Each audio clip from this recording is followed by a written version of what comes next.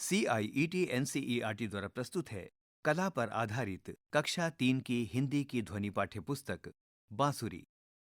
अध्याय 12 पृष्ठ 88 आनंद के लिए नृत्य।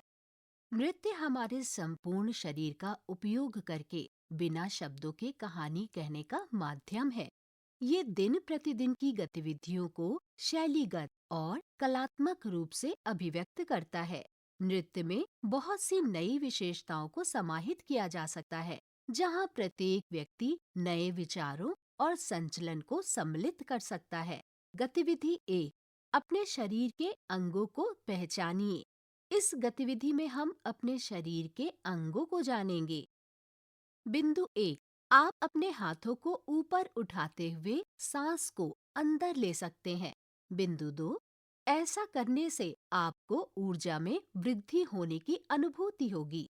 हमारी श्वास ठीक उसी तरह चलती है जैसे नृत्य में संगीत। योग की तरह श्वास भीतर और बाहर ले। 4 मात्रा के लयबद्ध तरीके से श्वास लेने के अभ्यास के साथ अपने शरीर को गतिबद्ध करने का प्रयास करें। हमारा शरीर विभिन्न प्रकार के अंगों वाला जादुई पिटारा है। जैसे जैसे आप स्वयं को जानेंगे, आपको स्वयं की अभिव्यक्ति के कई तरीके मिलेंगे। इस पृष्ठ के दाहिनी तरफ ऊपर की ओर एक बच्चे का नृत्य करते हुए चित्र है। पृष्ठ 89, शरीर के अंग 2 भागों में विभाजित होते हैं। 1, शरीर के बड़े अंग। 2, शरीर के छोटे अंग। शरीर के बड़े अंग, इनमें सिर, हाथ, पैर और कमर आदि सम्मिलित है।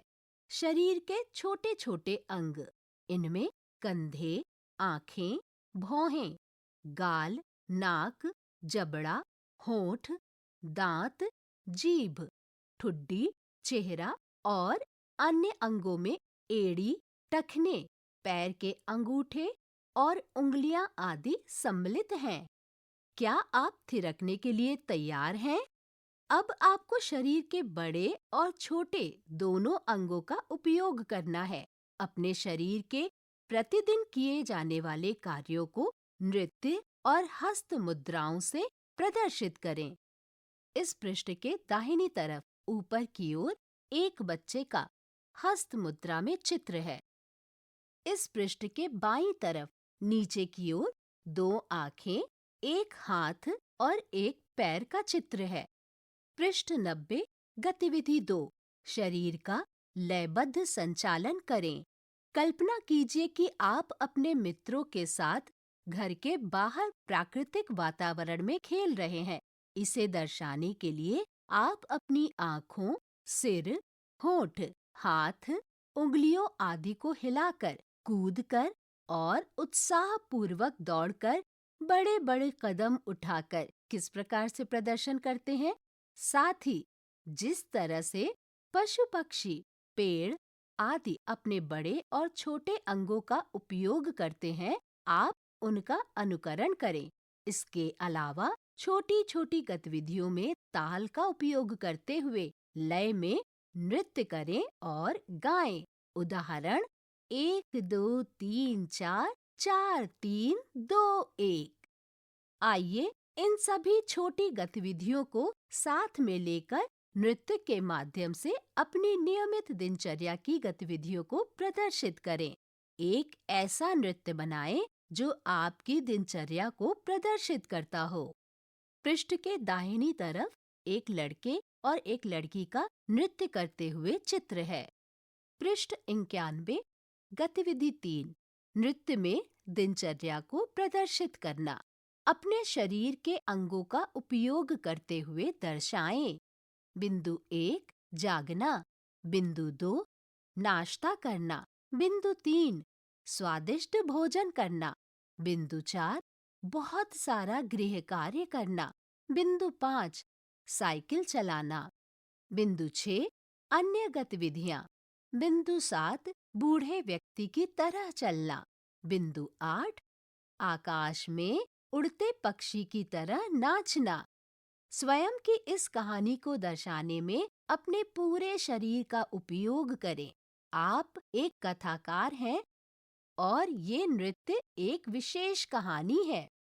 क्या आपने अपने शरीर के बड़े और छोटे अंगों के बारे में सीखा कि नृत्य में इनका उपयोग किस प्रकार किया जाता है? आपने कहानी कहने में किस प्रकार से इनका उपयोग किया?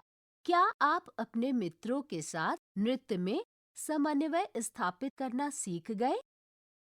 पृष्ठ के दाहिनी तरफ ऊपर की ओर विभिन्न दिनचर्या के कार्यों को करते हुए बच्चों का चित्र है।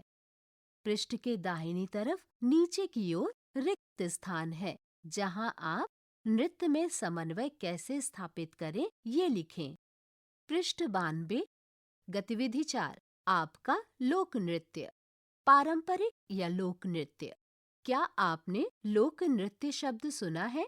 लोक नृत्य से तात्पर्य पारंपरिक अथवा समुदाय आधारित नृत्य कला से है।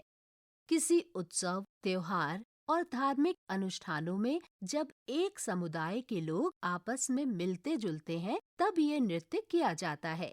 प्रत्येक क्षेत्र का लोक नृत्य अलग होता है। शिक्षक संकेत: कक्षा के लिए एक लोक गीत का सुझाव दें और बच्चों के समूह बनाएं। एक साथ नृत्य करने में समूहों का समन्वय करें। गतिविधि 5 अपने लोक नृत्य का चित्रण करें। पृष्ठ के बाईं तरफ नीचे की ओर लोक नृत्य प्रस्तुत करते हुए बच्चों का चित्र है। पृष्ठ के दाहिनी तरफ ऊपर की ओर रिक्त स्थान है, यहाँ आप अपने लोक नृत्य का चित्रण करें। क्या आप किसी त्योहार में सम्मिलित हुए हैं? क्या आप त्योहारों के अवसर पर नृत्य करते हैं? त्योहारों में आप किस प्रकार का नृत्य देखते हैं? क्या आप और आपके मित्र एक साथ नृत्य कर सकते हैं? याद करें कि आपने त्योहारों में लोक नृत्य के समय किस प्रकार का संगीत सुना। लोगों ने किस प्रकार के वस्त्र पहने हुए थे। ये अध्याय यहीं संपन्न होता है। अभी आप सुन रहे थे कक्षा 3 की ध्वनि पाठ्य पुस्तक बांसुरी। वाचन स्वर प्रीति मिश्रा। ध्वन्यांकन वीरेंद्र रावत। निर्माण सहयोग मोहम्मद शमीम खान। निर्देशन तथा निर्माण विमलेश चौधरी तथा प्रस्तुति CIET NCERT नई दिल्ली, भारत।